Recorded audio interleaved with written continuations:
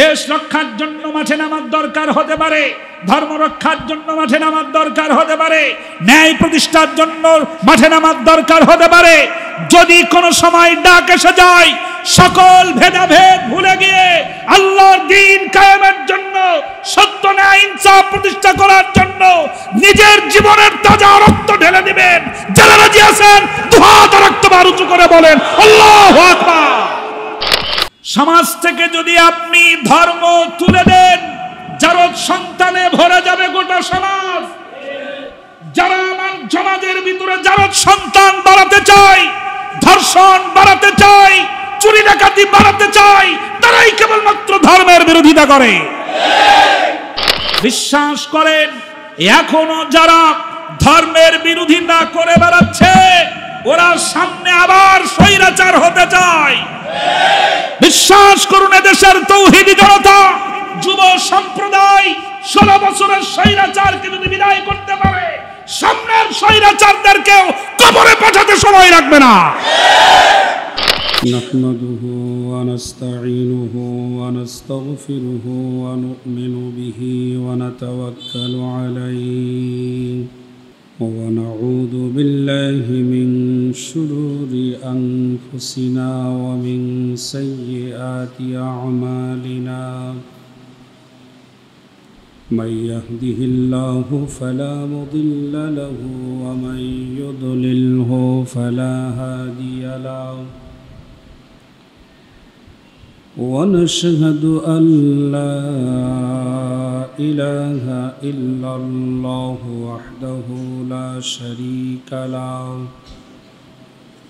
ونشهد أن سيدنا وسندنا وحبيبنا ومولانا محمدا عبده ورسوله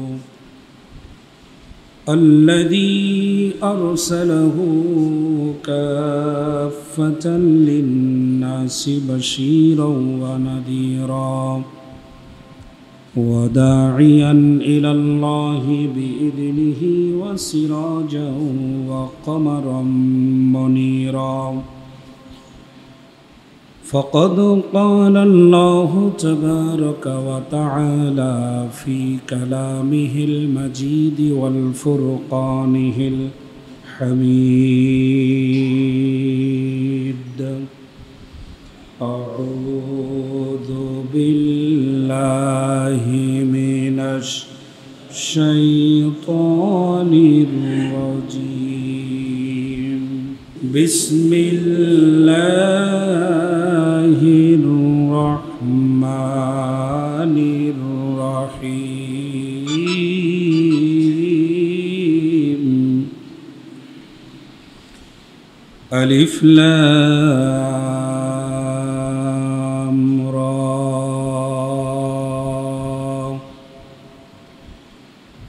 كتاب أنزلناه إليك لتخرج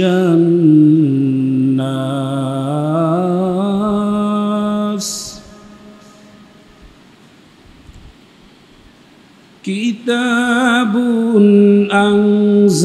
أنزلناه إليك لتخرج الناس من الظلمات إلى النور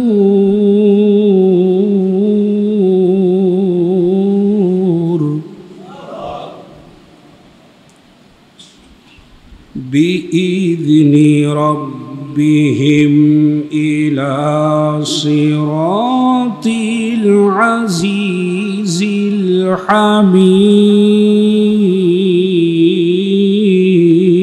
الحميد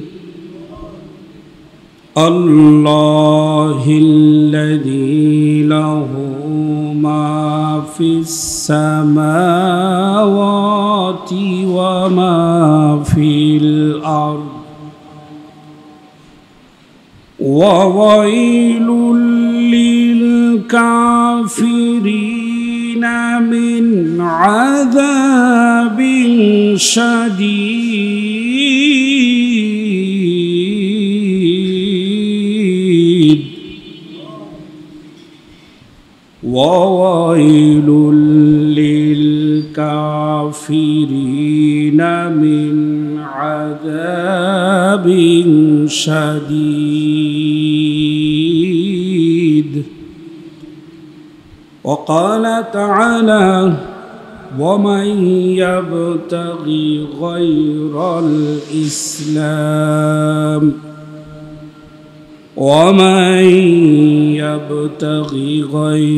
الإسلام دينا فلن يقبل منه وهو في الآخرة من الخاسرين.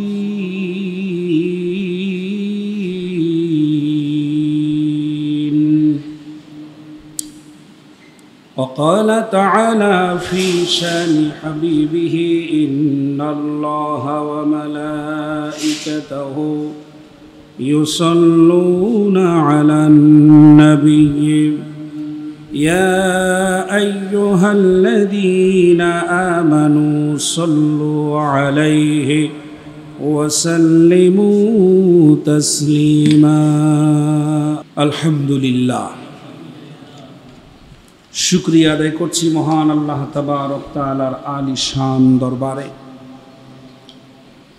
যে মহান রব্বুল আলামিন আপনাকে আমাকে পবিত্র শাওয়াল মাসের দ্বিতীয় জুমা মোবারকে জাগতিক সকল কর্মকাণ্ড থেকে আলাদা করে নিয়ে পবিত্র অবস্থায় পবিত্র জুমার দিনে জুমার নামাজে অংশগ্রহণ করার তৌফিক দান করেছেন। মহান আল্লাহ তাবারক তাআলার আলিশান দরবারে শুকরিয়া আদায় করছি, হৃদয়ের গভীর থেকে বলছি সকলে আলহামদুলিল্লাহ। আমরা যে সময় জুমার নামাজের জন্য ভালো কাপড় পরিধান করে মসজিদের দিকে রওনা হচ্ছি, সেই সময়ে গাজা এবং ফিলিস্তিনের সকল মুসলমানেরা আছে মানবেতর জীবন যাপন করছে। তাদের কঠিন দুরবস্থা আল্লাহ রব্বুল আলামিন বিশ্বে যত মুসলমানেরা বিভিন্ন জায়গায় নির্যাতিত নিপীড়িত হয়ে আছে, তাদের যেন অতি দ্রুত সুদিন এবং বিজয় ফিরিয়ে দেন। দরুদ এবং সালাম প্রেরণ করছি বিশ্ব মানবতার মুক্তির দূত, আখেরি জামানার আখেরি পয়গম্বর, আমার আপনার প্রাণাধিক প্রিয় নবী মুহাম্মদুর রাসূলুল্লাহ সাল্লাল্লাহু আলাইহি ওয়াসাল্লামের প্রতি। সম্মানিত আল্লাহ পাকের প্রিয় বান্দা, জুমার নামাজে উপস্থিত প্রিয় মুসল্লি ভাইরা, আমরা শুরুতেই পবিত্র কালামে হাকিম থেকে সূরা ইব্রাহিমের দুটি আয়াত তেলাওয়াত করেছি। আল্লাহ রব্বুল আলামিন বলেন, কিতাবুন আনজালনাহু ইলাইকা লিতুখরিজান নাসা মিনাজ জুলুমাতি ইলান নূর। হে মুহাম্মদ, পড়েন সাল্লাল্লাহু আলাইহি ওয়াসাল্লাম, এটি একটি কিতাব, আনজালনাহু ইলাইকা,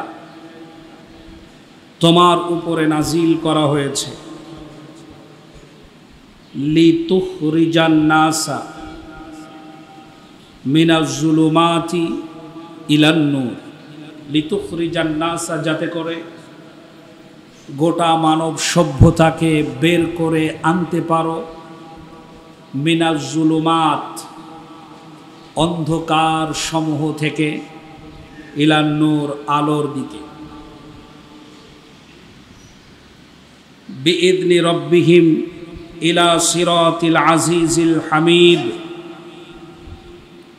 এমন এক আল্লাহর পথে ফিরিয়ে আনতে পারো, এমন এক আলোর পথে তাদেরকে বের করে আনতে পারো, যিনি প্রবল প্রতাপশালী ক্ষমতাবান, এমন প্রভাবশালী ক্ষমতাবান যার সমকক্ষ হওয়ার সাহস কেউ দেখাতে পারে না।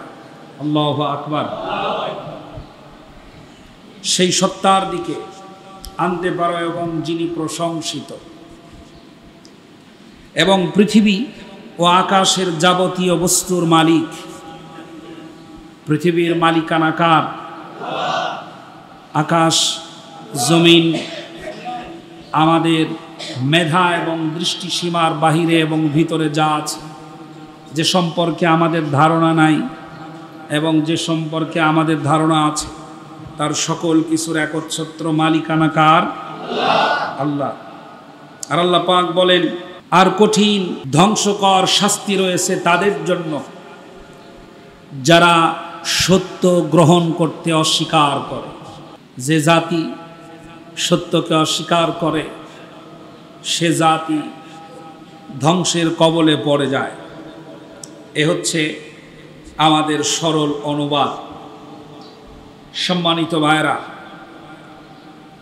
বর্তমান সময় এবং পরিস্থিতির আলোকে স্বাভাবিকভাবেই খুতবাগুলো দিয়ে থাকি। মাঝে মধ্যে আপনাদের হৃদয় ভারী হয়ে যায় কখনো কখনো অনুপস্থিতির কারণে। আল্লাহ পাক যেন প্রত্যেকের হৃদয়ে প্রশান্তি দান করে। সম্মানিত ভাইরা, 2 মিনিট আমি আবার কথা বলে নিচ্ছি। এই জন্য বিগত 6 তারিখে বাগেরহাট থেকে মাহফিল করে ফিরতে পদ্মা সেতু পার হওয়ার পর পিছন থেকে রয়্যাল নামক একটি বাস ধাক্কা দেয় আমার গাড়িতে, যে গাড়িতে আমি আসতেছিলাম।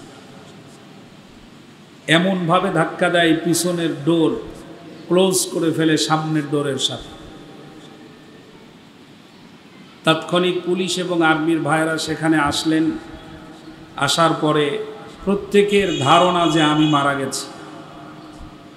আমার যিনি গাড়ি চালাচ্ছে তারও ধারণা যে আমি মারা গেছি। আমি বের হওয়ার পরে গাড়ির অবস্থা দেখার পরে শুধু বারবার আমার এখনো মনে হচ্ছে এর মাঝে আমি কিভাবে ছিলাম। সবার ধারণা এইখানে অবস্থায় কোনো মানুষের বেঁচে থাকার কথা না, চাপা খেয়ে মরে যাওয়ার কথা। আল্লাহ পাক হয়তো হায়াত রেখেছেন তাই বাঁচিয়ে দিয়েছেন, তা না হলে আমার জানাজা হয়ে কবর হয়ে যেত। আল্লাহ পাক যেন সকল ভাই বোনদেরকে সকল প্রকারের দুর্ঘটনা থেকে হেফাজত করেন। সম্মানিত ভাইরা, আল্লাহ পাকের অশেষ মেহেরবানিতে আজকের পবিত্র জমাতে অংশগ্রহণ করতে পেরেছি। আল্লাহর কাছে আমি মাথা নত করে শুকরিয়া আদায় করছি, আলহামদুলিল্লাহ। আমার 2025 সালের 6 এপ্রিল, হয়তো এই তারিখটা অনেক দিন মনে থাকবে। সম্মানিত ভাইরা, পরিস্থিতির আলোকেই কথা বলার চেষ্টা করি কোরআন এবং হাদিস থেকে। লক্ষ্য করুন, আমাদের দেশে বর্তমানে প্রত্যেকটি জায়গা থেকে ধর্মকে মাইনাস করার চূড়ান্ত প্রচেষ্টা চলছে। যত সেক্টর আছে প্রত্যেকটি জায়গা থেকে ধর্মকে মাইনাস করার চেষ্টা চলছে, এবং বিশেষ করে রাজনীতিবিদেরা সবচাইতে বেশি খেপা হয়েছে ধর্মের উপর।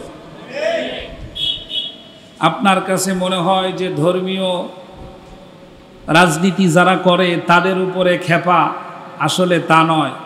ইনিয়ে বিনিয়ে তারা ধর্মটাকেই বন্ধ করতে চায়। কারণ ধর্ম যদি বন্ধ হয় তাহলে তাদের পথ পরিষ্কার হয়ে যায়, পাপের মহাসড়ক আবার তারা বিনির্মাণ করতে পারে। এই জন্যই তারা ধর্মের উপরে আঘাত করার চেষ্টা করছে। প্রিয় বন্ধুগণ, মানব জীবনে ধর্ম অত্যন্ত গুরুত্বপূর্ণ একটি বিষয়। ভালো করে লক্ষ্য করবেন, মানব জীবনে ধর্ম অত্যন্ত গুরুত্বপূর্ণ একটি বিষয়। ধর্ম আপনার কেন প্রয়োজন? যে ধর্মই হোক, পৃথিবীতে সবচেয়ে শ্রেষ্ঠ ধর্ম হলো ইসলাম।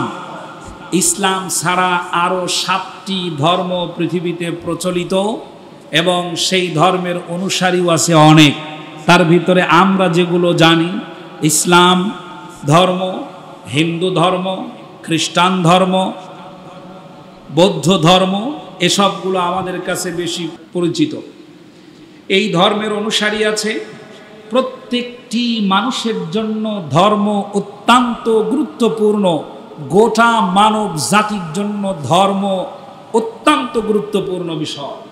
ধর্মকে বাদ দিলে আপনি শেষ হয়ে যাবেন, ধর্মকে বাদ দিলে আপনি ধ্বংস হয়ে যাবেন, ধর্মকে বাদ দিয়ে আপনি কদম রাখতে পারবেন না। লক্ষ্য করুন, ধর্ম কেন প্রয়োজন, ধর্ম আপনার কেন দরকার। মানসিক শান্তির জন্য ধর্ম অত্যন্ত প্রয়োজন। মানসিক শান্তির জন্য ধর্ম অত্যন্ত প্রয়োজন। মানসিক প্রশান্তি দরকার হলে সেই প্রশান্তি অর্জনের জন্য ধর্ম বিশেষ ভূমিকা পালন করে। একমাত্র ধর্মই পারে প্রতিটি মানুষের অন্তরে মানসিক প্রশান্তি এনে দিতে। মুসলমানরা যখন মসজিদগুলোতে অবস্থান করে, মুসলমানেরা যখন বাইতুল্লাহর চারিপাশে যখন অবস্থান করে, মসজিদুন নববীতে অবস্থান করে, মুসলমানেরা যখন আল্লাহর ঘরগুলোতে অবস্থান করে, তাদের মনের ভিতরে এক অবর্ণনীয় প্রশান্তি হৃদয় ছুঁয়ে যায়। কথাটা কি ঠিক? আল্লাহর ঘরে আসার পরে মানুষের মনে এক অনাবিল শান্তি হৃদয়ে দোলা দেয়, যেই শান্তি অন্য কোনো জায়গায় গেলে পাওয়া যায় না। আপনি আল্লাহর ঘরে আসার পরে যে শান্তি অনুভব করেন, একটা অনুষ্ঠানে গিয়ে সেই শান্তি অনুভব করতে পারবেন না। আল্লাহর ঘরে এসে যে শান্তি অনুভব করেন, কমিউনিটি সেন্টারে গিয়ে সেই শান্তি আপনি পাবেন না। ধর্মীয় উপাসনালয় যেগুলো আছে, এইগুলোতেই মানুষ মনের প্রশান্তি খুঁজে পায়। সেটা মুসলিম হোক, হিন্দু হোক, বৌদ্ধ হোক, খ্রিস্টান হোক, ধর্ম এবং ধর্মীয় উপাসনালয়গুলোতেই ধর্মীয় অনুসারী যারা, তারা মানসিক প্রশান্তি খুঁজে পায়। সুবহানাল্লাহ। যা অন্য কোনো কর্মের মাধ্যমে হয় না। আপনি খাবার খান, ধর্ম পালনের মাধ্যমে অন্তরে যে শান্তি অনুভব করেন, খাবার খাওয়ার মাধ্যমে তা আপনি পাবেন না। ঘুমানোর মাধ্যমে তা আপনি পাবেন না। ঘর বাড়ি করার মাধ্যমে তা আপনি পাবেন না। খেলাধুলা করার মাধ্যমে তা আপনি পাবেন না। ইত্যাদি ইত্যাদিতে আপনি কোনোভাবেই মানসিক প্রশান্তি পাবেন না। মানসিক প্রশান্তি পেতে হলে মুসলিমদেরকে ইসলাম ধর্ম পালন করতে হবে, হিন্দুদেরকে তাদের ধর্ম পালন করতে হবে, বৌদ্ধদেরকে তাদের ধর্ম পালন করতে হবে, খ্রিস্টানদেরকে তাদের ধর্ম পালন করতে হবে। মনের প্রশান্তি অর্জন করার জন্য ধর্মের বিকল্প কিচ্ছু নাই। আর পৃথিবীতে যারা ধর্মকে অস্বীকার করতে চায়, বিশেষ করে মুসলিম হোক, অমুসলিম হোক, ইসলাম ধর্ম হোক, খ্রিস্টান ধর্ম হোক, ইহুদি ধর্ম হোক, নাসারা ধর্ম হোক, উপজাতির ধর্ম হোক, যে কোনো ধর্ম হোক, ধর্মকে যারা অস্বীকার করতে চায়, রাজনৈতিক দল হোক আর প্রশাসন হোক, এরা গোটা জাতির শত্রু। মনে রাখবেন, শুধু মুসলমানের শত্রু না, হিন্দুদেরও শত্রু তারা। আমি চ্যালেঞ্জ করে বলছি, প্রশান্তি যদি পেতে চান তাহলে ধর্ম ছাড়া কোনো উপায় নাই। নামাজ, রোজা, দান, সদকা, মাদ্রাসা, মসজিদ, মানুষের উপকার ইত্যাদি ধর্মীয় কাজের মাধ্যমেই মানুষেরা প্রশান্তি খুঁজে পায়। 2 নাম্বার, ধর্ম আপনার কেন প্রয়োজন? মানুষের জীবনের নিরাপত্তার জন্য ধর্ম অত্যন্ত দরকার। সুবহানাল্লাহ পড়ে। কেন দরকার? মানুষের জীবনের নিরাপত্তা দিতে গিয়ে মানুষের বানানো আইনগুলো ব্যর্থ হয়েছে, আন্তর্জাতিক আইনগুলো ব্যর্থ হয়েছে, আমেরিকার আইনগুলো ব্যর্থ হয়েছে, দেশি বিদেশি আইনগুলো ব্যর্থ হয়েছে, সংবিধান ব্যর্থ হয়েছে। শুধুমাত্র ব্যর্থ হয় নাই ধর্মের আইন। সুবহানাল্লাহ। ধর্মের আইন কি ব্যর্থ হয়েছে? ব্যর্থ হয় নাই। ধর্মের আইন প্রচলিত থাকলে চুরি যে বন্ধ হয়, এ কথা বিশ্বের মানুষ জানে নাকি জানে না? জানে। প্রমাণিত নাকি অপ্রমাণিত? প্রমাণিত। মানুষের জীবনের নিরাপত্তার জন্য ধর্ম দরকার। ধর্ম মানুষের জীবনের নিরাপত্তার বিধান কায়েমে গুরুত্বপূর্ণ ভূমিকা পালন করে। পৃথিবীর প্রতিটি ধর্মই অন্যায় অত্যাচার, চুরি, ডাকাতি, ধর্ষণ, মিথ্যা, হত্যাকাণ্ড ইত্যাদিকে পাপ বলে ঘোষণা করে, ঠিক কিনা? হিন্দু ধর্ম অন্যায়কে সাপোর্ট করে, বৌদ্ধ ধর্ম অন্যায়কে সাপোর্ট করে, ইসলাম ধর্ম অন্যায়কে সাপোর্ট করে? কোনো ধর্মই সাপোর্ট করে না, কোনো ধর্মই অনুমতি দেয় না, এবং এর আলাদা আলাদা শাস্তির বিধান প্রতিটি ধর্মে রয়েছে। সুতরাং আপনি আপনার জীবনের অন্যায় থেকে যদি বাঁচতে চান, অত্যাচার থেকে যদি বাঁচতে চান, মিথ্যা থেকে যদি বাঁচতে চান, হত্যাকাণ্ড হওয়া থেকে যদি বাঁচতে চান, তাহলে ধর্ম আপনার দরকার। কি দরকার? তাহলে আপনাকে ধর্ম দরকার। ধর্মের বাহিরে গিয়ে আপনি আপনার জীবনের নিরাপত্তা পাবেন না, গ্যারান্টি। আপনি যদি আপনার জীবনের নিরাপত্তা চান, আপনি যদি আপনার স্ত্রীর জীবনের নিরাপত্তা চান, আপনি যদি আপনার সন্তানের জীবনের নিরাপত্তা চান, প্রতিটি ধর্মের অনুসারীদেরকে 100% মাঠে নামতে হবে, ধর্মকেই প্রতিষ্ঠা করা লাগবে। 3 নাম্বার, মানব সমাজের ঐক্য প্রতিষ্ঠা করতে গিয়ে ধর্মের বিকল্প আর কোনো সুতা নাই। ধর্মই পারে মানুষকে ঐক্যবদ্ধের প্ল্যাটফর্মে এনে দিতে পারে। লক্ষ্য করেন, ধর্ম মানুষকে এমন এক বিনা সুতার মালায় গেঁথে দেয়। আপনি মুসলিম ধর্মের অনুসারী, আপনার কাছে কোনো হিন্দু ধর্মের লোকেরা যদি বিপদগ্রস্ত হয়ে আসে এবং বলে যে ভাই আমরা কঠিন বিপদের মধ্যে আছি, ধর্মের সম্মানের খাতিরে আপনারা অবশ্যই তাকে সাহায্য করবেন, ঠিক কিনা? হিন্দু ধর্মের ধর্মীয় মানুষ যদি হয়, উগ্রবাদী যদি না হয়, মোদী সরকারের মতো বেয়াদব যদি না হয়, তাহলে পরে ধর্ম পালন যারা করে তাদের কাছে যে কোনো ধর্মের লোকের একটা সম্মান আছে না নাই? আছে। শুধু ধর্মই পারে মানুষদেরকে এক কাতারে সামিল করতে। অন্য কোনো কর্ম, অন্য কোনো আইন, অন্য কোনো বিধান মানুষদেরকে এক কাতারে সামিল করতে পারবে না। যদিও ছোটখাটো বিষয় সামনে এনে বিতর্ক সৃষ্টি করার কোনো সুযোগ নাই। লক্ষ্য করেন।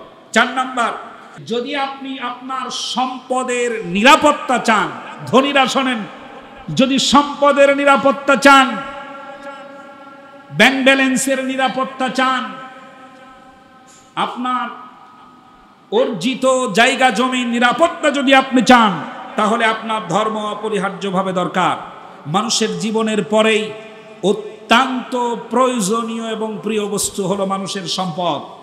ধর্ম মানুষের সম্পদের নিরাপত্তার বিধানে যথাযথ ভূমিকা পালন করে থাকে। লক্ষ্য করেন, প্রতিটি ধর্মে চুরি করা সওয়াবের কাজ না গুনার কাজ? আছেন তো আপনারা? প্রতিটি ধর্মেই চুরি করা গুনাহের কাজ, ডাকাতি করা, রাহাজানি করা, ছিনতাই করা, আত্মসাৎ করা, লুণ্ঠন করা, অবৈধ উপার্জন করা, এটা অত্যন্ত গুনাহের কাজ। প্রতিটি ধর্মেই এই কাজগুলো গুনাহের কাজ। আর ধর্মকে যারা মাইনাস করতে চায় তারা লুটতরাজ করতে চায়। ধর্মকে যারা মাইনাস করতে চায় তারা লুণ্ঠন করতে চায়। ধর্মকে যারা মাইনাস করতে চায় তারা দোকানের বাকি খেয়ে টাকা দিতে রাজি নয়। ধর্মকে যারা মাইনাস করতে চায় তারা অত্যাচার, অন্যায়, অবিচার করে গোটা জাতির মাথার উপরে আবার কাঁঠাল ভেঙে খেতে চায়। সামনে এমন একটা সময় আসতেছে, আমার মনে হয় ব্যক্তিগত অভিমত, মুসলমানদেরকে দেশ বাঁচানোর জন্য যুদ্ধের ময়দানে নামার প্রস্তুতি নিতে হবে। এছাড়া সমাধানের কোন রাস্তা নাই। ধর্মের উপরে তাদের আক্রোশ কত! নেতাদের বক্তব্য যদি তুলে ধরতে চায় তাহলে আরো বিতর্ক বেড়ে যাবে। বিএনপির অনেক নেতারা মুখ ছেড়ে ধর্মের বিরোধিতা করছে, এমন পর্যায়ে চলে যাচ্ছে যা বিশ্লেষণ করলে ঈমান আছে কিনা তার সন্দেহের মধ্যে পড়ে যায়। অথচ নামে মুসলমান। ক্ষমতার লোভ মানুষকে অন্ধ করে দিয়েছে। আল্লাহ হেফাজত করেন। ভালো করে লক্ষ্য করেন, ধর্ম আপনি ছেড়ে দিলেও ধর্ম আপনাকে এক চুল পরিমাণ ছাড়বে না। আর যদি আপনি ধর্মকে ছেড়ে দিতেই চান তাহলে মুসলিম নামে নয়, আপনাকে সমাজের বুকে পরিচয় দিতে হবে আমি একজন নাস্তিক। কারণ নাস্তিকদের কোনো ধর্ম নাই। তাহলে চুরি ডাকাতি ছিনতাই রাহাজানি থেকে যদি আপনি আপনার সম্পদ বাঁচাতে চান তাহলে কি দরকার? ধর্ম দরকার। আপনি বলবেন যে তাহলে ধর্ম না হলে কি চুরি ডাকাতি থেকে বাঁচা যায় না? পারেন তো নাই। পেরেছে?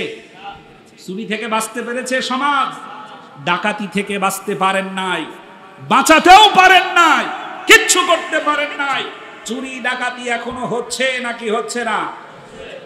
দেশে আইন আছে না, সংবিধান আছে না, প্রশাসন আছে না? তাদের অবস্থা দেখলে যেন মনে হয় ধ্বজভঙ্গ রোগীর মতো হয়ে গেছে সব।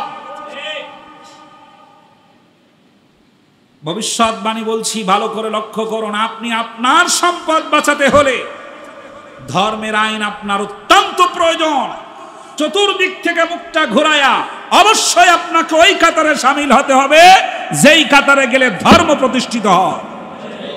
ধর্মের আইন ছাড়া আপনি আপনার সম্পদ বাঁচাতে পারবেন না। 5 নাম্বার, সামাজিক নিরাপত্তার জন্য ধর্ম দরকার। কি দরকার? ধর্ম দরকার। সামাজিক নিয়ম শৃঙ্খলা, সামাজিক পরিচ্ছন্নতা, সামাজিক পবিত্রতা বজায় রাখতে গেলে কি দরকার? ধর্ম দরকার। এখন ভালো করে লক্ষ্য করেন, মানুষ সামাজিক জীব, সমাজ ছাড়া মানুষ চলতে পারে না। একা একা মানুষের চলা অসম্ভব। যদিও ক্ষমতার দাপটে হোক অথবা অর্থ সম্পদের কারণে হোক, যদিও বলে থাকে যে আমার কাউকে দরকার নাই, হতে পারে এক মুহূর্ত পরেই কাঁধে নেওয়ার জন্য পাড়া প্রতিবেশী আরো 4 জন দরকার হতে পারে কিনা? গোসল করার জন্য লোক দরকার হবে না? জানাজা পড়ানোর জন্য লোক দরকার হবে না? মানুষ সামাজিক জীব, সমাজ ছাড়া একা একা মানুষ চলতে পারে না। এই সমাজের সুস্থ সমাজ ধরে রাখতে হলে, পবিত্র সমাজ ধরে রাখতে হলে আপনাকে ধর্ম পালন করতেই হবে, ধর্মের বিধান প্রতিষ্ঠা করাই লাগবে। লক্ষ্য করেন, এখন বিবাহটা বৈধ, জেনা ব্যভিচার অবৈধ। আমি প্রশ্ন করি আপনাদেরকে এবং মিডিয়ার মাধ্যমে গোটা বিশ্বের সকল রাজনৈতিক নেতৃবৃন্দকে প্রশ্ন করি, বলেন জেনা ব্যভিচার যে অবৈধ, এই আইন মানুষের বানানো নাকি ধর্মের আইন? কিসের আইন? ধর্মের আইন। জেনা ব্যভিচার গুনাহ, এটা কিসের আইন? ধর্মের আইন। চুরি করা গুনাহ, এটা কিসের আইন? ধর্মের আইন। আপনি বিশ্বাস করেন সমাজ থেকে যদি আপনি ধর্ম তুলে দেন, জেনা ব্যভিচার বৈধ হয়ে যাবে। সমাজ থেকে যদি আপনি ধর্ম তুলে দেন, ধর্ষণ বৈধ হয়ে যাবে। সমাজ থেকে যদি আপনি ধর্ম তুলে দেন, জারজ সন্তানে ভরে যাবে গোটা সমাজ। যারা আমার সমাজের ভিতরে জারজ সন্তান বাড়াতে চায়, ধর্ষণ বাড়াতে চায়, চুরি ডাকাতি বাড়াতে চায়, তারাই কেবলমাত্র ধর্মের বিরোধিতা করে। এদেশে যত রাজনীতিবিদেরা ধর্মের বিরোধিতা করে, তাদের উদ্দেশ্য একটাই, যেন বিনা বাধায় কাউকে ধর্ষণ করা যায়। বৈবাহিক পবিত্র এই বন্ধন যদি আপনি তুলে দেন, তাহলে আপনি আর সমাজে মানুষ থাকবেন না, আপনি হবেন কুকুরের চাইতেও খারাপ। উলাইকা কাল আনআম বাল হুম আদল। আপনাকে মানুষই বানিয়েছে ধর্ম। সুবহানাল্লাহ পড়ে। আর আমাদের নেতারা বলে ধর্ম দিয়ে আমাদের কোনো পরিচয়। আশ্চর্য কথা। খুব ভালো করে লক্ষ্য করেন। এরপরে আপনি যদি আপনার সম্মানের নিরাপত্তা চান, সম্মান ঠিক রাখতে চান, তাহলে আপনাকে ধর্ম দরকার। ধর্ম ছাড়া আপনি সম্মান করবেনও না, ধর্ম ছাড়া আপনি সম্মান পাবেনও না। অহংকার করা খারাপ, এটা কে শিখায়? ধর্ম। কে শিখায়? ধর্ম শিখায়। কাউকে ছোট করা খারাপ, কার শিক্ষা? ধর্মের শিক্ষা। অভিশাপ করা যাবে না, কার শিক্ষা? বড়দের সম্মান করো, ছোটদের স্নেহ করো। এটা কি বাংলাদেশের সংবিধানের শিক্ষা না ধর্মের শিক্ষা? ধর্মের শিক্ষা। এরপরে কুধারণা করো না, চগলখড়ি করো না, কানাকানি করো না, ফিসফিসানি করো না, মিথ্যা অভিযোগ করো না, মিথ্যা সাক্ষী দিও না, এ জাতীয় ইত্যাদি যা আছে তা কে শিখিয়েছে? ধর্ম শিখিয়েছে। সুবহানাল্লাহ বলো। ধর্ম শিখিয়েছে। কারো সম্মানে আঘাত করা, প্রতিটি ধর্মই এটাকে গুনাহের কাজ বলে। কারো সম্মানে আঘাত করা প্রত্যেকটি ধর্ম কি বলে? গুনাহের কাজ। তাহলে আপনি যদি আপনার সম্মান ঠিক রাখতে চান, তাহলে যে ধর্মের লোকই হন, আপনাকে ধর্মকেই সামনে আনতে হবে। ধর্মই আগে দরকার। প্রিয় ভাইরা, লক্ষ্য করুন এবার ভালো করে, ব্যক্তিগত জীবনে ধর্ম দরকার। আপনি ধর্ম মানুষকে সৎ বানায়, ধর্ম মানুষকে দায়িত্বশীল বানিয়ে দেয়, ধর্ম মানুষের ভালোবাসা শিক্ষা দেয়, ধর্ম মানুষের পবিত্রতা শিখায়, ধর্ম মানুষের পরিচ্ছন্নতা শিখায়। সুবহানাল্লাহ। আরো জোরে বলেন সুবহানাল্লাহ। আপনি এখন নেতাদের নামাজে ডাকবেন, অনেক নেতাই বলবে যে আমার প্যান্ট ঠিক নাই, বলবে কি না? অনেকেই বলবে আমার জামা ঠিক নাই, অনেকে বলবে আমার লুঙ্গি ঠিক নাই। বিশ্বাস করুন তাওহীদি জনতা, যেই বেটা নিজের প্যান্ট পবিত্র রাখতে পারে না, ও সমাজকে পবিত্র রাখবে কি দিয়া? যে বেটা নিজের জামা পবিত্র রাখতে পারে না, ওকে আপনি বিশ্বাস করবেন কি দিয়া? যে বেটা নামাজের জন্য প্রস্তুত না, প্যান্ট ঠিক নাই, জামা ঠিক নাই, গেঞ্জি ঠিক নাই, লুঙ্গি ঠিক নাই, পবিত্রতা বোঝেই না, নিজের পরিচ্ছন্নতা বোঝে না, তাকে আপনি নেতা বানিয়ে বলছেন আপনার মাথায় ঘিলু নাই?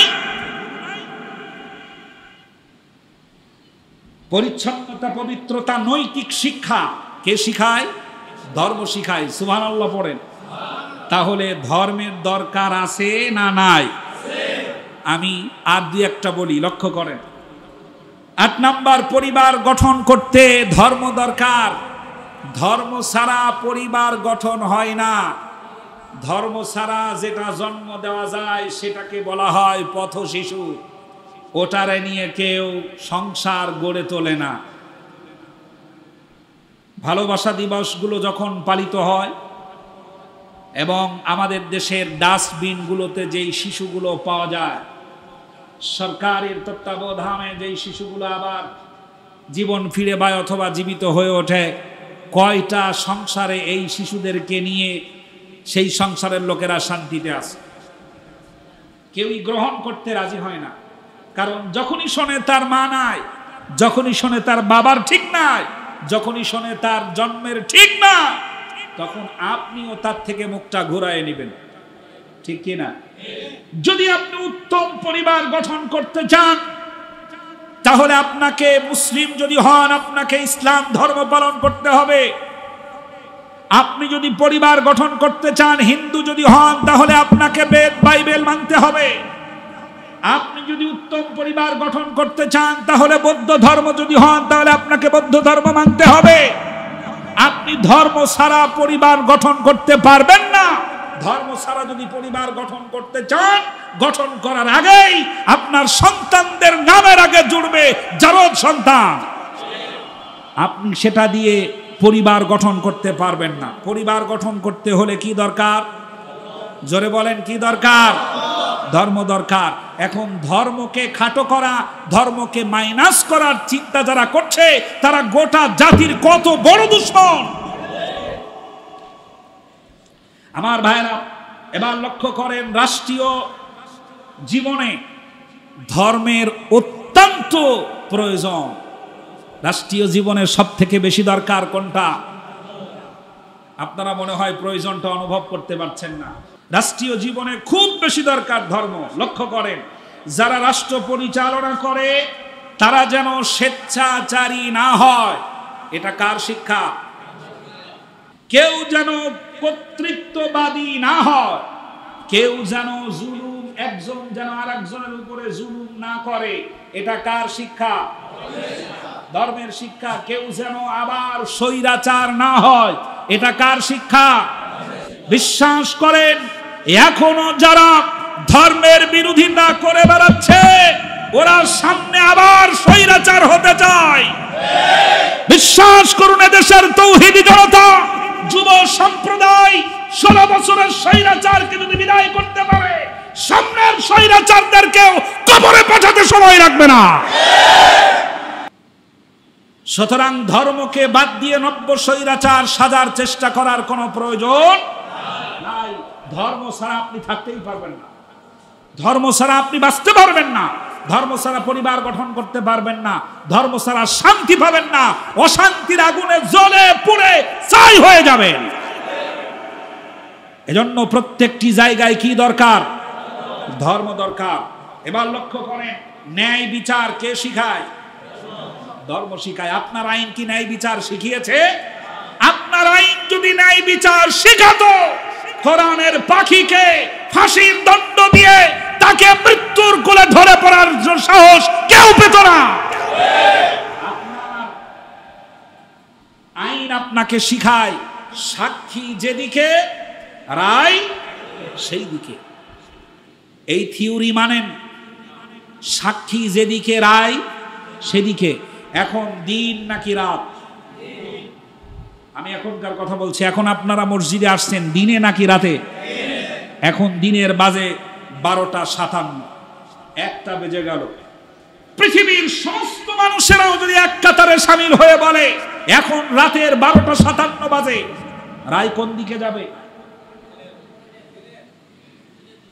কথা মনে হয় বোঝেন না। এখন দিন নাকি রাত? পৃথিবীর সব লোকেরা যদি সাক্ষী দেয় এখন রাত, রায় যাবে কোন দিকে? তাহলে পৃথিবী একদিক, রায় যাবে অন্যদিক। মানুষেরা বললেই সেটা যে সত্য হয়ে যায়, এই থিওরি আপনার আইনে বলে। আপনি চান আপনার আইনে বলে। এই থিওরিটা আমাদের সমাজে জানাজার নামাজেও প্রচলিত হয়ে গেছে। জানাজার নামাজে একজন মারা গেল, ইমাম সাহেবরা অনেক সময় জিজ্ঞেস করে বসে, ভাই লোকটা কেমন ছিল? লোকেরা কি বলে? হ্যাঁ, ভালো ছিল। তো ফায়দা কি? ফায়দা হলো এই, লাভ হলো এই যে উপস্থিত লোকেরা যেহেতু বলেছে ভালো, আল্লাহ তারে ভালো বলে মাফ করে দেবে। এই থিওরি বিশ্বাস করেন? সুবিধাভোগী যারা, সুবিধাবাদী যারা, তাদের বানানো থিওরি। ধর্ম এটা শিক্ষা দেয় না। একটা লোক, যেই লোক মারা গেছে সেটা বিষয় না, একটা লোক মদ খায়, একটা লোক অন্যের হত্যা করেছে, একটা লোক ধর্ষণ করেছে, অন্যের জমি দখল করেছে, একটা লোক কন্ট্রাক্টর, মানুষের জনগণের টাকার রাস্তা বানাতে গিয়ে রড, সিমেন্ট, বালি, ইট, খুয়া সব খাইছে জনগণের মতো, বস্তা বস্তা সিমেন্ট খেয়ে ফেলেছে, টন টন রড খেয়ে ফেলেছে। লোকটা মারা গেল, আর এলাকার সব লোকেরা দাঁড়িয়ে বলল লোকটা ভালো ছিল, আর আল্লাহ পাক তারে ভালো বলে জান্নাত দিয়ে দিল। মামুর বাড়ি। যদি এইটাই হয় তাহলে আল্লাহ তাআলা আলিমুল হাকিম হলেন কি করে? ধর্ম যারা মানতে চায় না তারা আপনাকে এটা শিখায়। 10 জন যদি ভালো বলে আল্লাহ ভালো বলবে, 10 জন যেদিকে আল্লাহ সেদিকে। গোটা আরব বিশ্ব একদিক, নবী মুহাম্মদুর রাসূলুল্লাহ সাল্লাল্লাহু আলাইহি ওয়াসাল্লাম একদিক। আল্লাহ কোন দিকে? একজনের দিকে। সুবহানাল্লাহ পড়ে। সুতরাং মানব জীবনের প্রতিটি কর্মে কি দরকার? ধর্ম দরকার। ধর্ম যারা মানতে চায় না, ধর্মকে যারা মাইনাস করতে চায় রাজনীতির ময়দান থেকে, তারাই নতুন করে আবার লুটতরাজ করে, জুলুম করে, নির্যাতন করে, ছিনতাই করে, জবরদখল করে, এসবগুলো করে তারা আবার নতুন স্বৈরাচার হওয়ার পাঁয়তারা তারা করছে। ধর্ম বাদ দেওয়া ধর্মীয় রাজনীতিবিদ যারা আছে তাদের উপরে তাদের রাগ নয়, তাদের মূলত রাগটা হলো ধর্মের উপরে। তারা চায় ধর্মকে বাদ দিয়ে পাপের মহাসড়কটাকে আবার প্রস্তুত করতে চায় তারা। সম্মানিত ভাইরা, মানব জীবনের প্রতিটি জায়গায় ধর্ম দরকার। শান্তির জন্য দরকার ধর্ম, জীবনের নিরাপত্তার জন্য দরকার ধর্ম, মানব জীবন এবং সামাজিক জীবনের ঐক্যের জন্য দরকার ধর্ম, সম্পদের নিরাপত্তার জন্য ধর্ম দরকার, সমাজ ঠিক রাখতে ধর্ম দরকার, সম্মান ঠিক রাখতে ধর্ম দরকার, ব্যক্তিগত জীবন ঠিক রাখতে ধর্ম দরকার, পারিবারিক জীবন ঠিক রাখতে ধর্ম দরকার। যেই পরিবারে ধর্ম নাই ওই পরিবারে অশান্তি কম না বেশি? আর যে পরিবারে ধর্ম আছে, হ্যাঁ, যে পরিবারে ধর্ম আছে খাবার কম আছে কিন্তু শান্তি বেশি আছে। সুবহানাল্লাহ বলো। সুতরাং ধর্মকে বাদ দেওয়ার চক্রান্ত যারা করে তারা গোটা জাতির দুশ্মন। কথাটা কি বুঝাতে পারলাম? ধর্মকে বাদ দেওয়ার চেষ্টা যারা করে তারা গোটা জাতির দুশ্মন। ওরা ধর্মকে আলাদা করতে চায় কেন? তারা চায় ধর্মকে আলাদা করতে পারলে বড় বড় বোতল আবার খাওয়া যাবে, ধর্মকে আলাদা করতে পারলে চুরি করা যাবে, ধর্মকে আলাদা করতে পারলে ডাকাতি করা যাবে, ধর্মকে আলাদা করতে পারলে লুটপাট করা যাবে, ধর্মকে আলাদা করতে পারলে ধর্ষণের সেঞ্চুরি করা যাবে, ধর্মকে আলাদা করতে পারলে নেশাদ্রব্য এদেশে আমদানি করা যাবে, রপ্তানি করা যাবে, ধর্মকে আলাদা করতে পারলে টাকা পাচার করা যায়, ধর্মকে আলাদা করতে পারলে টাকার পাহাড় গড়া যায়। এই জন্য তারা ধর্মের উপরে এত খেপা। প্রিয় ভাইরা, ওরা যত খেপাই হোক ধর্ম বাদ দিতে দিবেন? ধর্মের পক্ষে যারা লড়াইয়ে প্রস্তুত থাকবেন দুহাত উঁচু করে বলেন আল্লাহু আকবার।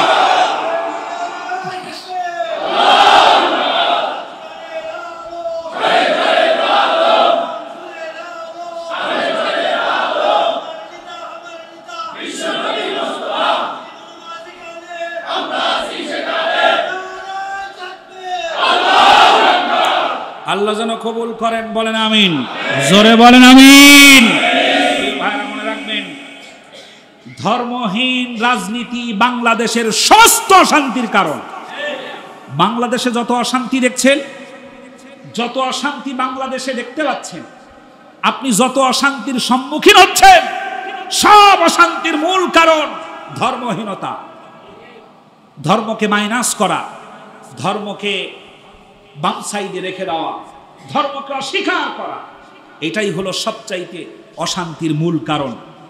সুতরাং ধর্ম বাদ দিয়ে নয়, ধর্ম যিনি করেন, ধর্মভিত্তিক রাজনীতি হিন্দুদের করতে হবে, ধর্মভিত্তিক রাজনীতি খ্রিস্টানদের করতে হবে, ধর্মভিত্তিক রাজনীতি বৌদ্ধদের করতে হবে, ধর্মভিত্তিক রাজনীতি মুসলিমদের করতে হবে।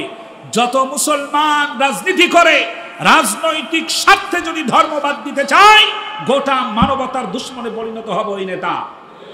এ কথা আমাদেরকে ভালো করে মনে রাখতে হবে।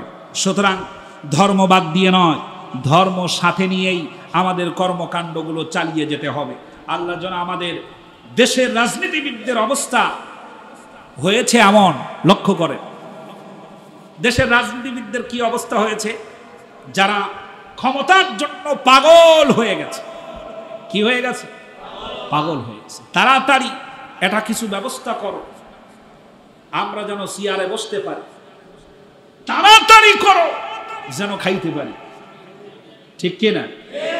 খাওয়ার জন্য যে মানুষ এত তাড়াতাড়ি করে, এখন যারা তাড়াতাড়ি করছে তারাই কিন্তু বিগত বছরে মিজানুর রহমান আজহারীর একটা কথাই খেপে গিয়েছিল। ঠিক না? খেপে গিয়েছে। তারা এখন স্বৈরাচারের ভাষায় কথা বলে। পরিষ্কার হয়ে যাবে আগামী দিনে স্বৈরাচারের ভাষায় কথা বলে তারা। প্রিয় ভাইরা, তাদের অবস্থা হলো এমন, লক্ষ্য করেন, যারা ধর্ম বাদ দিতে চায়। একবার এক সিংহ সিগারেট ধরায়া খাচ্ছে, রূপক একটা গল্প। সিংহ কিন্তু সিগারেট খায়, এটা রূপক কথা। এক সিংহ সিগারেট খাচ্ছে, সিগারেট খাওয়া দেখে, ধূমপান করা দেখে শিয়াল এসে বলছে, মামা কি ছাইপাশ খাচ্ছ ঘোড়ার ডিম, আমার সাথে আসো, দেখো সামনের যে জঙ্গলটা কত সুন্দর, সবুজে ঘেরা, আহা কি সুন্দর, আসো আমার সাথে। সিংহ আর শিয়াল দুজনে একসাথে হাঁটা ধরেছে জঙ্গলের দিকে। যাইতে যাইতে গিয়ে দেখে একটা হাতি, বাবা খাচ্ছে হাতি। শিয়াল গিয়ে বলছে, হাতি মামা কি খাচ্ছ এসব, লিভার শরীর সব তো পচে নষ্ট হয়ে যাবে, যৌবন শক্তি হারিয়ে যাবে তোমার, সুতরাং এটা খাওয়া বাদ দাও, চলো আমার সাথে, সামনের যে জঙ্গলটা দেখো না কত সবুজে ঘেরা, কি সুন্দর জঙ্গল। এবার তিনজন একসাথে, সিংহ, হাতি আর শিয়াল, এরা তিনজন যাইতে যাইতে গিয়ে দেখে এক বাঘ মদের বোতল খুলে মদ খাচ্ছে। এখন মদ খাচ্ছে, শিয়াল সেখানে গিয়ে সুন্দর করে ভালো করে বুঝিয়ে বলছে, মামা এ কি তোমার কাণ্ড? হ্যাঁ, এই মদ খাওয়া বন্ধ করো, এইটা খাইলে পরে তোমার পুরো শরীর পচে গলে শেষ হয়ে যাবে, এটা খাইলে মানুষ বাঁচে না। চলো আমার সাথে গিয়ে দেখো সামনের একটা বিশাল বড় বাগান, জঙ্গল, এই জঙ্গলটা কত সুন্দর। বাঘ তখন ফট করিয়া এমন জোরে একটা থাপ্পড় দিয়েছে শিয়ালে, শিয়াল তো 10 গজ দূরে গিয়ে পড়ছে। হাতি মামা উঠে বলছে যে বাঘ তুমি তারে থাপ্পড় মারলে কেন? লোকটা তো ভালো কথাই বলছে। কই চেনো তারে? ওই বেটা প্রতিদিন গাঞ্জা খেয়ে আসে আমার এই কথা বলে, প্রতিদিন গাঞ্জা খেয়ে এসে তারা আমাদেরকে এই কথা বলে। বিশ্বাস করেন, ধর্ম বাদ দিতে যারা চাচ্ছে প্রত্যেকটি নেশাখোর হয় গোপনে খায় আর না হয় প্রকাশ্যে খায়। এ কথার বাস্তবতা আছে না নাই? যারা সংসদে মদের বিল পাস করে তারা মদ ছাড়া থাকে? ওরা তো ধর্ম বাদ দিতে চাইবেই।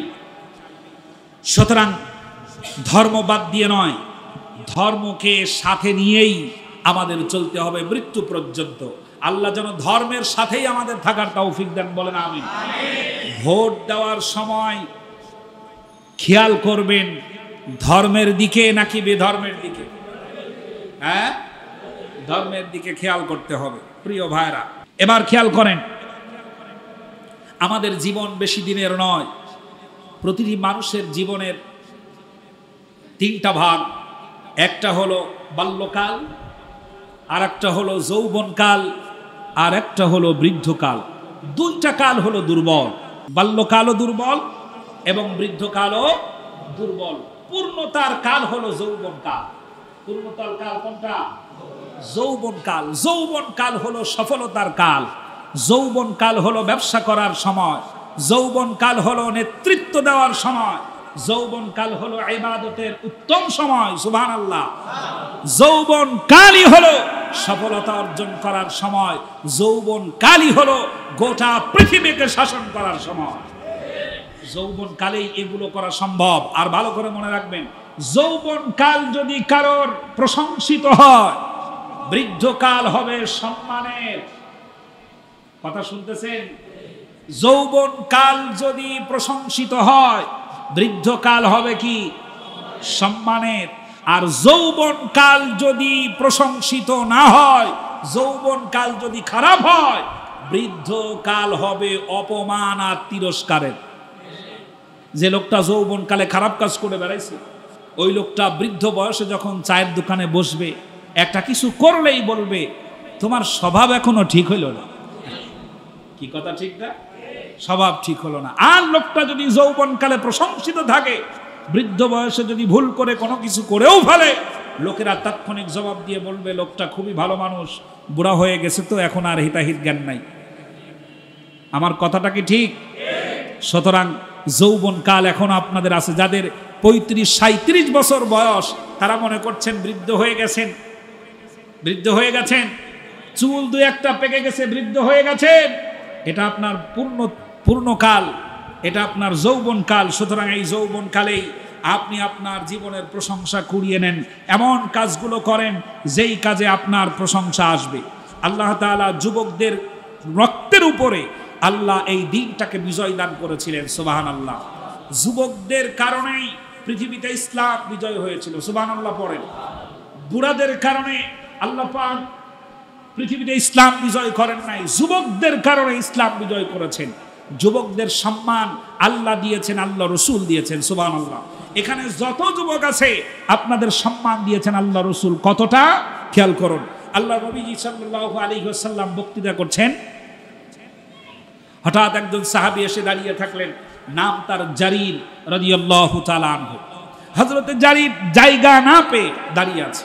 জায়গা না পেয়ে দাঁড়িয়ে থাকার কারণে আল্লাহ রসুল গায়ের চাদর খুলে মুঠার মধ্যে নিয়ে জারিরের দিকে নিক্ষেপ করেছে আর বলছে, জারির তুমি আমার চাদর বিছিয়ে বসে যাও সেখানে। হযরতে জারির আল্লাহ নবীর চাদরটা 2 হাত দিয়ে চেপে ধরে বুকের সাথে মুখের সাথে নিতে লাগলেন, চোয়া খাইতে লাগলেন, বলতে লাগলেন, ইয়া রাসূলুল্লাহ, আমার মতো যুবককে আপনি যে সম্মান দিলেন, আল্লাহ পাক যেন আপনার সম্মান আরো বাড়িয়ে দেয়। যুবকদের সম্মান দিয়েছেন রসুল, সুবহানাল্লাহ পড়েন। আর আমাদের সেই যুব সম্প্রদায়কে কিছু রাজনীতি ব্যক্তিরা, রাজনৈতিক নেতারা লাঠির মতো ব্যবহার করে, নেশাদ্রব্যের অস্ত্র দিয়ে, জোরে বলেন ঠিক কিনা? আমার যুবকেরা, উত্তর গাজীর চটের সকল যুবক বন্ধুদেরকে বলি, যারা যে দল করো না কেন, তোমার দলের রাজনৈতিক নেতারা যখন কোনো প্রোগ্রাম করতে আসে, যখন তোমার রাজনৈতিক নেতারা কোনো বক্তব্য দেয়, তখন কি তোমাদেরকে একবারের জন্য বলে, ও আমার সংগঠনের ছেলেরা, খবরদার তোমরা চুরি করবা না, ডাকাতি করবা না, তোমরা খবরদার ধর্ষণের কাছে যাবা না, খবরদার তোমরা মদপান করবা না, ইয়াবা ব্যবসা করবা না, আমদানি করবা না? আমার ভাইয়েরা, সমাজের ভিতরে এই নেশাদ্রব্য ইয়াবা গুলো এসে আমার দেশের ভালো ভালো ছেলেগুলো আজ বিনষ্ট হয়ে যাচ্ছে, ঠিক কিনা? কথায় কথা বেড়ে যায়। ইয়াবা আমাদের দেশে তৈরি হয়, এটা কোত্থেকে আসে? ভারত থেকে আসে, বার্মা থেকে আসে, ভারত থেকে আসে। আমার প্রশ্ন হলো এই, কোটি কোটি টাকা আমরা বর্ডার পাহারা দেওয়ার জন্য বিজিবি রেখেছি, রাখছি কিনা? আমার প্রশ্ন এটা হলো, এটা এই বিশাল বড় পাহারা চোখ ফাঁকি দিয়ে এই দেশের আয়ত্তের মধ্যে ইয়াবা ঢুকলো কোন পথ দিয়ে? এটার জবাব দেবে কিনা? কে জবাব দেবে? কে দেবে জবাব? অন্যান্য বিশেষ বিশেষ কিছু থানার ওসিরা ইয়াবা এবং মদের জন্য জিরো টলারেন্স ঘোষণা করে, করে না? করে। এখানেও মনে হয় করা হয়েছে। আশুলিয়াতে ইয়াবা ব্যবসা যারা করে, তাদের শেষ শেকড় টুকুনো তারা মূলোৎপাটন করতে চায়। বিশ্বাস করুন, এই দেশে, এই সমাজে, এই উত্তর গাজীর চটে যারা ইয়াবা ব্যবসা করে, মদের ব্যবসা যারা করে, প্রত্যেকটা লিড থানায় জমা আছে। কোন দিক দিয়ে ইয়াবা আসে সেটার ব্যাপারে তাদের কোনো খেয়াল নাই। মাঝে মধ্যে ইয়াবা খোরদেরকে ধরে আমাদের সামনে নাটক দেখায়। সম্মানিত ভাইরা, তবে ইয়াবা এদেশ থেকে বন্ধ হোক, এই বন্ধ করার জন্য আপনি যারা ইয়াবা খায় তাদের উপরে যদি আপনি চড়াও হন, এটার আগা কাটা হবে, তাছাড়া আর কিচ্ছু হবে না। ইয়াবা যদি বন্ধ করতে চান, প্রত্যেকটি বর্ডারের পাহারা কড়া করে দেন। একটা ইয়াবাও যেন বাংলাদেশের মাটিতে ঢুকতে না পারে। সেখানে সাধারণ মানুষ পাহারা দেয় না, পাহারা দেয় প্রশাসন, ঠিক কিনা? পাহারা দেয় প্রশাসন। তারা যদি ঠিক হয় ইয়াবা ঢুকতে দেব না আমাদের দেশে, তাহলে ইয়াবা ঢুকবে না। আপনার সোনার ছেলে ইয়াবা খেয়ে রাস্তায় পড়ে থাকবে না।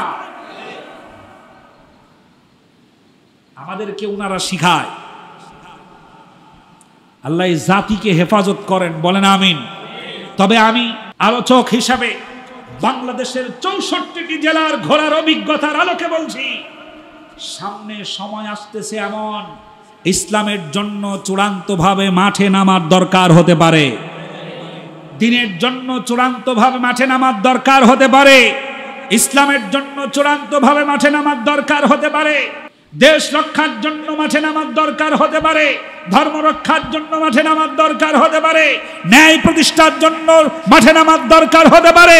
যদি কোনো সময় ডাক এসে যায়, সকল ভেদাভেদ ভুলে গিয়ে আল্লাহর দ্বীন কায়েমের জন্য, সত্য ন্যায় ইনসাফ প্রতিষ্ঠা করার জন্য নিজের জীবনের তাজা রক্ত ঢেলে দিবেন। যারা রাজি আছেন দুহাত রক্তবার উঁচু করে বলেন আল্লাহু আকবার। আল্লাহ যেন আমাদের কবুল করেন, বলেন আমিন। জোরে বলেন আমিন। আরেকটি শেষ আহ্বান জানাই, আগামীকাল কয় তারিখ? জোরে বলেন আগামীকাল কয় তারিখ? 12 তারিখে এক মহা সম্মেলন আছে। কোথায়? সরোয়ার্দী উদ্যানে। কোথায়? সরোয়ার্দী উদ্যানে। আপনারা আপনাদের কোরবানি করবেন। সময় কি কোরবানি করবেন? সময়। সময় কুরবানি করে আগামীকালকে ঢাকার উদ্দেশ্যে রওনা দিবেন সেই মিছিলে।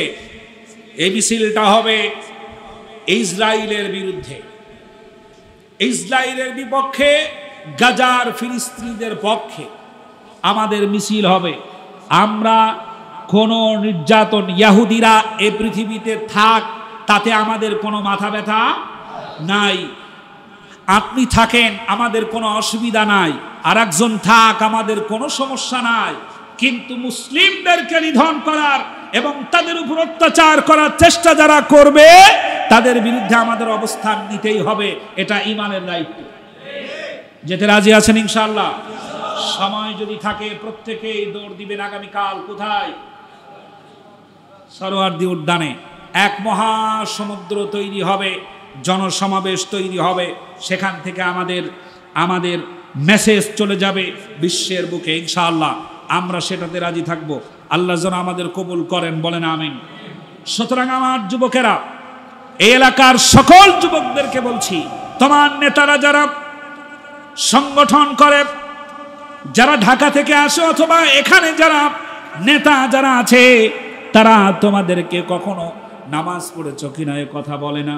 ও আমার সংগঠনের ছেলেরা, খবরদার শিক্ষকদের সাথে বেয়াদবি করবে না, মুরব্বীদের সাথে খবরদার বেয়াদবি করবে না।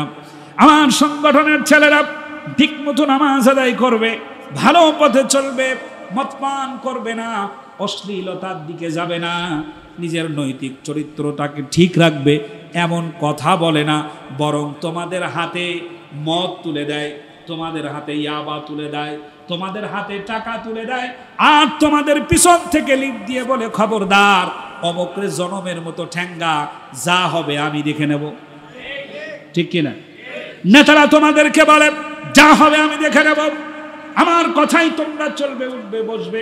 সামান্য কিছু টাকা দিয়ে তোমাদেরকে ওরা নিজেরা ক্ষমতায় বসে থাকার জন্য লাঠির মতো ব্যবহার করে। এই কথা তোমরা বুঝতে পারো না। ওরা নিজেদের স্বার্থে তোমাদেরকে ব্যবহার করে, ওরা নিজেদের স্বার্থে তোমাদেরকে ব্যবহার করে। যারা তোমার নৈতিক চরিত্র গঠনের ব্যাপারে একবারের জন্য চিন্তা করে না, ওরা তোমাদের নেতা নয়, তোমাদের জীবনের চূড়ান্ত দুশমন। নেতা হলো সেই ব্যক্তি, যেই ব্যক্তি একজন কর্মীর সামান্য খবরও রাখে, 5 ওয়াক্ত নামাজ জামাতে হয়েছে। নেতা হলো সেই ব্যক্তি। তোমার দায়িত্বশীল হলো সেই ব্যক্তি, 1 ওয়াক্ত নামাজ জামাত ছুটে গেলে পরে কৈফিয়ত চায়, কেন নামাজ ছুটে গিয়েছে। আর সেই ব্যক্তি তোমার জীবনের চূড়ান্ত দুশমন, যেই ব্যক্তি তোমাকে অস্ত্র দিচ্ছে আর টাকা দিয়ে বলছে, ওরে জনমের মতো ঠ্যাঙ্গা, থানা আছে, কোর্ট আছে, যা আছে সব আমি দেখব। এটা কি নেতা? এটা তোমাদের জীবনের দুশমন। আল্লাহ পাক এই জাতির শত্রু থেকে জাতিকে যেন হেফাজত করেন, বলেন আমিন। জোরে বলেন আমিন। সুতরাং তাদের পিছনে নয়, যাদের পিছনে চললে পড়ে দুনিয়া এবং আখিরাতের উভয় জাহানের কল্যাণ হয়, তাদের পিছনে চলতে রাজি আছেন? ইনশাআল্লাহ। জোর কম হয়ে গেল। আমার কথাগুলো ভালো করে বাড়িতে গিয়ে ঘুমানোর সময়, দাঁড়ানোর সময়, বসার সময় চিন্তা করে দেখবেন। ধর্ম থেকে আপনাকে আলাদা করতে চায় মানে আপনাকে অমানুষ বানাতে চায়। ধর্ম থেকে আপনাকে আলাদা করতে চায় মানে আপনাকে অন্ধকারের দিকে ঠেলে দিতে চায়। আর আল্লাহ রাব্বুল আলামিন তার নবীর উপরে নাজিল করেছেন এই জন্য, লিতুখরিজান নাসা মিনাজ যুলুমাতি ইলান নূর, সকল অন্ধকার থেকে মানুষ জাতিকে যেন তুমি আলোর দিকে বের করে আনতে পারো, এই জন্য এই কিতাব কোরআনুল কারীম নাজিল করেছে। সুতরাং এই ধর্মীয় গ্রন্থকে বাদ দিয়ে জীবন গঠন হবে না, এ ধর্মীয় গ্রন্থ বাদ দিয়ে সমাজ গঠন হবে না, এ ধর্মীয় গ্রন্থ বাদ দিয়ে মানুষের নিরাপত্তা আসবে না, এ ধর্মীয় গ্রন্থ বাদ দিয়ে অর্থনৈতিক নিরাপত্তা আসবে না, এ ধর্মীয় গ্রন্থ বাদ দিয়ে পররাষ্ট্রের নিরাপত্তা আসবে না, এ ধর্মীয় গ্রন্থ বাদ দিয়ে রাষ্ট্রের নিরাপত্তা আসবে না। সকল ক্ষেত্রে পুনর্গঠন এবং নিরাপত্তা যদি চান, ধর্মের বিকল্প আর কিছু নাই। আল্লাহ পাক ধর্মকে, ধর্মের গুরুত্ব এবং প্রয়োজনীয়তা আমাদেরকে বুঝার তৌফিক দান করেন, বলেন আমিন। জোরে বলেন আমিন।